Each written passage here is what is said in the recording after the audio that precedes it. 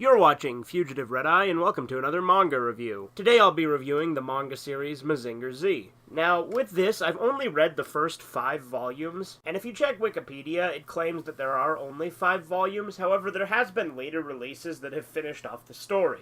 But the source I used only had the first 5 original volumes, which had some continuity issues because later on the plot sort of got mixed with the anime plot, which had some slight differences. So that being said, I have read all that I could, so I have not read the entire later part of the series, so I haven't seen like the final battle with Dr. Hell. I've only read up to the point where Diana A is introduced, and a little bit after that. So that being said, as I mentioned, there are some continuity issues. With Mazinger Z, I'll start with a basic summary of the plot, as I always do. Mazinger Z follows Koji Kabuto, a teenage boy who gets a giant robot from his grandfather in order to fight the forces of Dr. Hell. His grandfather dies in the manga and in the anime by different ways. In the manga, he dies in the first chapter due strictly to an earthquake that has nothing to do with the forces of Dr. Hell. But in both anime versions that I've seen, namely being Shin Mazinger Impact Z and Mazinger Z, the original 1973 series, he dies in different ways, both of which in the anime versions he's killed by Baron Ashura, but in different ways each time. When reading the manga, I've actually been watching the anime simultaneously. I haven't finished the anime by any means. I'm currently on disc 3 of volume 1, and have watched up to the point where they fought Mechanical Beast Stronger, the one with the giant fan in the middle of it. So that's as far as I've seen in the anime.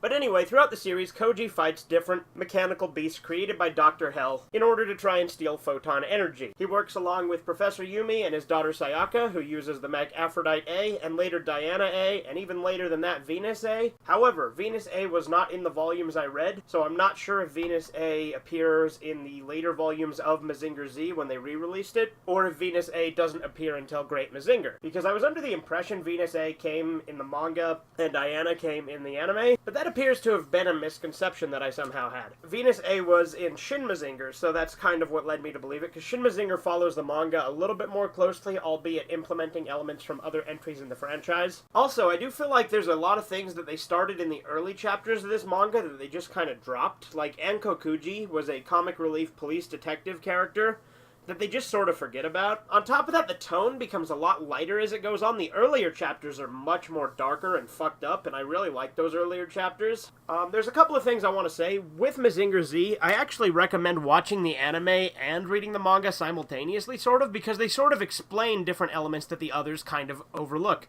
For instance, in the manga, Boss Borat just kind of appears. They never explain it, and they act like it's been there the whole time. Whereas, although I haven't seen that episode of the anime, I'm pretty sure Boss Borat has a proper introduction in the anime version. I know he does in Shin Mazinger at the very least. On top of that, when they're in this like haunted house area, they assume that Baron Ashura is dead, and I'm like, hold on a minute. The chapter before that did not imply they killed Baron Ashura. So again, I think that there must have been something that happened in the anime, because the later chapters actually tend to mix with the anime a lot more. So there's a lot of things that just kind of get glossed over in the manga that get explained in the anime prior to that.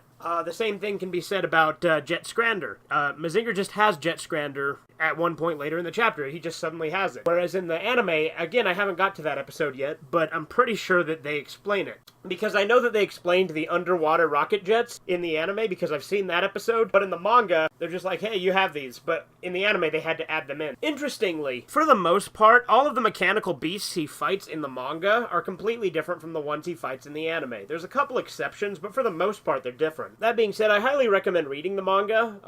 There are some issues, like I said, towards the end, because they start implementing a bunch of stuff in the anime that wasn't in the manga originally. I found it interesting, too. In the manga, they explain that the Iron Masks are actually people who had their brains removed and replaced with electronic brains, so they're essentially like mechanical zombies. And as far as I know, they don't actually mention that in the anime. Again, I haven't watched all of it yet, so they might later on. But I thought that was kind of cool. Overall, if you like Mazinger, I highly recommend reading the manga if you haven't. It's a great starting point for the series. Although I do recommend watching it in conjunction with the anime to fill in some plot holes. Anyway, this has been Fugitive Red-Eye, and you have a great day.